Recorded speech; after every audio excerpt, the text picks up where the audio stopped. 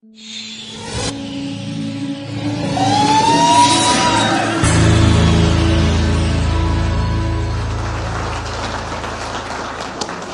rocks, right? I'm really honored that everybody would be here, but there's a few of y'all that I've seen that's in the crowd, and I'm not going to point you out, but it's really special that you're here to support me, but that you're here to support TEDx and Mini City. I think it's a great thing. What they've asked me to talk to y'all about is how you can take and transform food into art. And you've heard people, or I've heard people say that you can't take and make food into an art. I disagree with that, but it takes some challenges to get there. First, I had to be interested in the culinary arts. When I was a child, my father would have these big pig roasts for his company to thank his clients. And all night long, we would stay up and we would drink beer and smoke cigarettes and cook these big pigs. And the next day, the people would come in and they would eat this. And it was unbelievable how all these people come over and they thanked my mother and father for, spending all that time and effort to put on this wonderful meal. And I always admired that. I always wanted a little piece of that action. My father got sick with asthma. Don't matter what he got sick with, he just got ill. And he says, Andrew, this year I can't do it. He says, there's no way. He says, you're going to cook it. And I said, Dad, I can't do it. I've never done it. He says, Andrew, you've been watching this for 14 years. He says, you're cooking a pig this year. So we stayed up. I was probably a little over than 14 because we were smoking cigarettes and drinking beer. Maybe I was 15. So, 16. I stayed up all night long. And I cooked this pig. And the next day, these folks came up there, and it was like unbelievable. They were coming up and hugging me and shaking my hand and saying that was just wonderful. And one of the people that was in real estate business with my father come up and said, Andrew, will you do a party for me next month?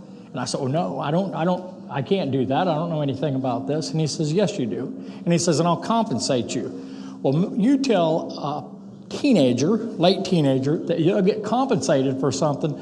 I mean, that's money makes our world tick. And then I remembered, I'm going to get paid. Plus, if I do a good job, these people are going to pat me on the back. And that's all I ever wanted in my life. I just wanted to be patted on the back. So my motives were money and getting people to recognize me. So as that time went on and on, I found that in the culinary business that I was in, it was all about mediocrity. It was all about you hiring me to do something and me giving you half of what we agreed. If I told you were going to get Black Angus, you got Longhorn steers.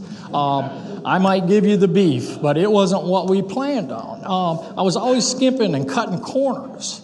And a couple of the people in culinary fields, some really great chefs that I've worked with over the years, they says, Andrew, you can't get every job. Don't worry about every job. Don't compromise what you're doing. But I was compromising. I would get done with that job and I'd feel bad. I'd feel guilt. I'd feel remorse. And I'd think I can't do this. I cannot keep doing this. So what I decided was I was going to get out of the business. I have a construction business. My construction business was the same way. It was mediocrity. It was give you a half-assed job for a fair price, if that makes sense. And I'll never forget I was going to go to school to be a physical therapist, and an individual that I was doing some work on her home kept saying, Andrew, we want you to do one more project. And I finally gave in. And I went to their home and was doing this project. And I'll never forget, a day I drove up in her driveway, and I'm looking at their home. And I said to myself, I can't believe this. I love what I do. And when it got to that point, it was just unbelievable. My business took off. At that point, I didn't make it about money and a pat on the back. I made it about being of service to my fellow man and giving them a fair shake. Just like in the food world, I didn't want to get the catering and the food service going again when I got in this area because of just the shenanigans that I pulled back in Florida. Individual with the Apollo crew had a table. This is way back with the Apollo ball, and the theme was Circus, Circus. Some of y'all were probably there. And I'll never forget, I was going through a death, and this individual heard about it, and he says, Andrew, he says, I want you to sit at our table. And I cannot believe this. Okay, maybe that was Robert's phone. I'm kidding. So anyways, I was like honored this dude was going to let me sit at this table right in front of me. I mean, this is a big deal. It's a big deal for anybody. So I knew that people had food and they decorated a table. So I went out and bought these round discs and some cones. And I went out and bought all these vegetables and fruits and cheeses. And I made these Ferris wheels and merry-go-rounds and these cones and everything. And I brought them and I put them on these big tables here. And everybody's at the ball, and this guy's going like, Andrew, this is unbelievable that you would do this. You know, and we're going to, okay. So anyways, it made this individual happy, and then everybody at the table, they were almost scared to touch it. They didn't know if they were supposed to eat it or were going to look at it, and they started eating it, and they were happy, and there was hundreds of people at this ball, and they're coming by going, well, that is just beautiful, and they're grabbing stuff to eat, and, you know, it brought me a lot of joy, and right there, I realized that mediocrity had nothing left in my life. It had to go. That I couldn't compromise anymore. Was I compromising and you knew? It didn't really matter. I was compromising and I knew, and that's what mattered. And when that happened, I was able to take on challenges. Challenges like a young lady went into one of the local health food stores back a year or two ago, and she says, Andrew, or she had got a card, and she called me up, she says, Andrew, my daughter's having a 6th birthday, and she's never been able to have a birthday cake because none of the chefs in this area will cook her a gluten-free cake. And I almost cried. I said, you're kidding, none of the chefs? She says, none of them. All of them said it's an inconvenience. I said, I don't care how much it costs me. I will have you. She wanted organic gluten-free cake. They don't make a mix, I promise you. I make a mix.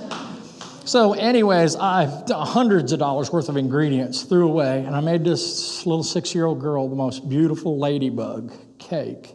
And that girl, for the first time in 6 years, was able to have a wonderful birthday party. You know, like the people that are vegan, there are a couple chefs in the area now that are doing that, and I think that's wonderful. The raw, the gluten-free. You know, all these challenges, I was never going to do that because it was an inconvenience and it would cost me, and I wasn't getting a pat on the back like I thought I wanted. And when I got past that point, like I say, all of it took care of itself. When I realized that I needed to just be of service, the money followed itself. All that spiritual, it just fixes itself. And it's just weird how this whole thing works. So I run into David. David says, hey, we're doing this thing at McNeil Street. Will you come up there? And so I'm walking up to the building. Some of y'all have been there. Some of y'all haven't. Go up. It's right up here on Common. It's unbelievable. So I'm walking up, and these guys, some of them are in here right now. There's this big smokestack, and this guy's got these piano strings run like 200 feet over into another thing, and it's tied down a real tight.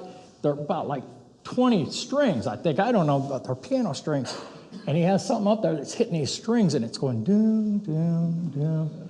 And I'm looking at this building because I've got to take and come up with food for this deal. And I'm looking at this smokestack, and I'm smelling the concrete or brick. And anybody that knows what I'm talking about, I could smell that. And I'm going like, wow, there's this building here. And I walked up in this building up the stairs. I said, this is perfect. I'm going to do a butcher shop. So I got one of my bigger burly biker buddies, and I put a stained apron on him, and we had pork and sausage, and you would come up there, and he'd have a piece of butcher paper and a bread, and he would cut you a piece of meat, and he'd put it on that. And back in the old days, they didn't want you hanging out at the butcher shop. They wanted you gone because they didn't want you to know what they were doing. Anyways, he would put that meat on the bread, and he would say, get out of here like this. We had a line lined up from here to downtown waiting to get in there. You know, when you'd wander through McNeil Street pumping station, they'd have the big wheels going and things turning. Some folks had a piano cut in half or something, and I was going like, dude, this reminded me of being at a fair. And not that I created it, but we got a popcorn machine, and we got a cotton candy machine and candied apples. And, I mean, we had a fair, and you'd walk outside, and there's a big oak tree, probably 200 years old, big low-lying limbs. It was crazy. And I said, wait a minute, all these other chefs talk about making a fruit tree. I'll show them a fruit tree. So I got cases of apples and pears and oranges and bananas, and we all hung all these fruits all over this tree where you would walk out of the McNeil Street and you would go over and you'd pick an apple or you'd go pick a pear. And then you're hearing something else. It's over here, and you see this deck, and you're just getting a little bit of a glimmer of it. And you're wondering what's going on, and you walk out, and they're serving this smoked fish and pickled herring and cheeses, and they're having a good time, and everybody's sitting around at this deck. And I know they were thinking, man, I'll tell you what, if I fell off this deck, it'd probably be 80 foot deep, and there's nothing but weeds down there. It was night. They didn't know what was down there, but I knew what was there, and I created something where people took a trip. And that is just, I mean, it's totally a gift. I mean, it's because I got rid of mediocrity that was going on in my life. And if anybody in here, if you're dealing with it, and whatever you do, if you dig a ditch, be an artist digging a ditch. Have people saying, he digs or she digs the best ditch I ever saw. Really. So, just like tonight, hearing Catherine talking, and I'm thinking, gosh, wouldn't it be like I come up with this sweet potato cake recipe not long ago.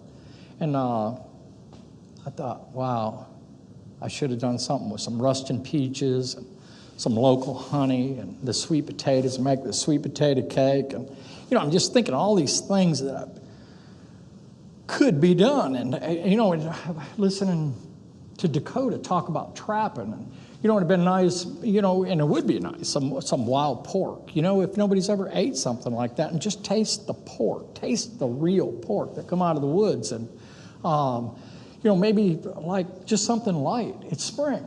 The vegetables are coming out in the garden. The beautiful flowers that my friend that was just up, I'm slow right this second, had on her, eat with an edible orchid and eating that. Just anyways, I could go on and on. I could talk to y'all for 4 years about this. I love what I do, and I do what I love. And on behalf of Minnie Cine, Red River TEDx, and Lagniappe Foods, Shreveport, we'd like to invite you all to a feast back here. Thank you very much. About ready to pass out.